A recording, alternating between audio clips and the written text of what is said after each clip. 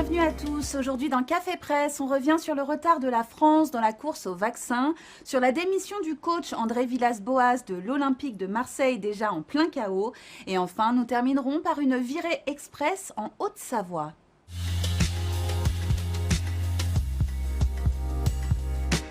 Alors qu'Emmanuel Macron annonçait mardi soir sur TF1 que les Français qui le souhaitaient pourraient tous être vaccinés d'ici à la fin de l'été, la presse s'interroge sur les nombreux cocoricoacs liés à la vaccination.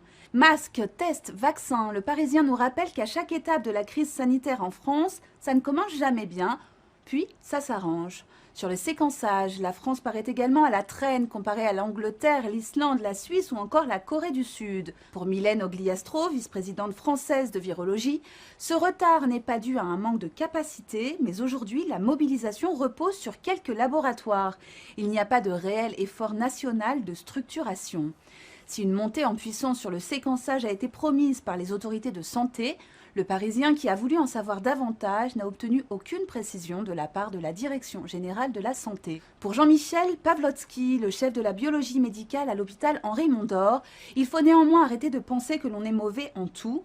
Les crises nous aident à voir ce qu'il nous manque. Autrement dit, les efforts et les progrès se font aussi en temps réel. Moins indulgent, Le Figaro pense au contraire que la crise n'a fait que révéler les faiblesses de la recherche française.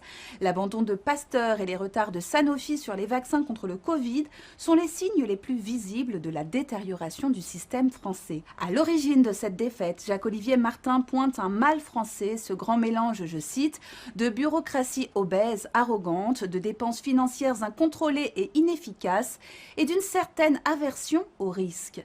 Ainsi, mal payés, les chercheurs quittent le pays, déplore l'éditorialiste. Plus loin dans les pages du quotidien, un article consacré à ces Français qui ont inventé un vaccin, oui, mais à l'étranger.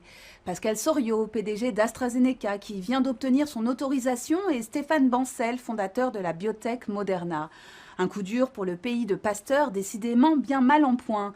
Comme de nombreux expatriés, je cite, les deux hommes partagent une relation fusionnelle avec la France, empreinte de nostalgie et de frustration.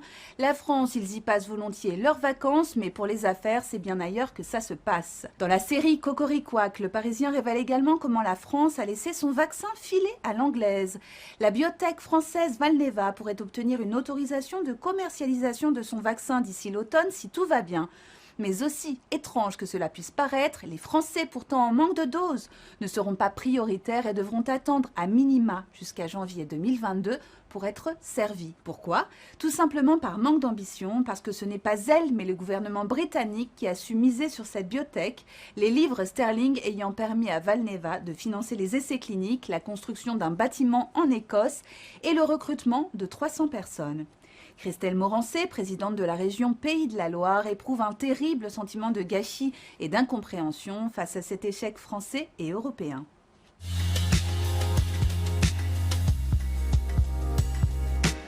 Pas très en forme non plus. Le football français, dans la crise sanitaire, n'a fait qu'accroître les tensions. Mais dans la cité phocéenne, une crise dans la crise est en train de secouer en profondeur l'historique olympique de Marseille. À 4 jours du Classico et après les incidents de ce week-end survenus au centre d'entraînement, le coach de l'OM a annoncé sa démission. « Je ne veux rien de l'OM, pas d'argent, je veux juste partir », a déclaré Antoine Villas-Boas en conférence de presse mardi midi.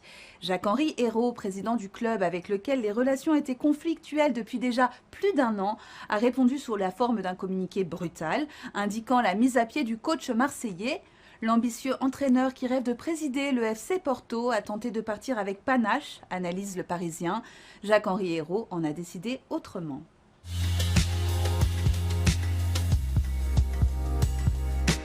Et on se quitte sur une bouffée d'oxygène qui, dans le contexte actuel, ne peut vous faire que du bien. Qui a dit qu'on avait besoin de remontées mécaniques pour passer de bonnes vacances en montagne? Le Figaro nous invite à découvrir autrement la station des Gets en Haute-Savoie, qui entend bien faire de la résistance et proposer une sortie de piste aux aficionados du ski alpin. Au programme, ski de fond et découverte de paysages magnifiques, balade en raquette dans les pas d'un lièvre, d'une martre ou d'un renard passé par là un peu plus tôt, et tout ça sous le chant d'un pic et pêche. Bilan de la journée, bien sûr le ski alpin nous a manqué, mais chacun a pu aussi découvrir une autre montagne qu'à force de dévaler, on avait fini par ne plus regarder. Bonne journée à tous et à demain.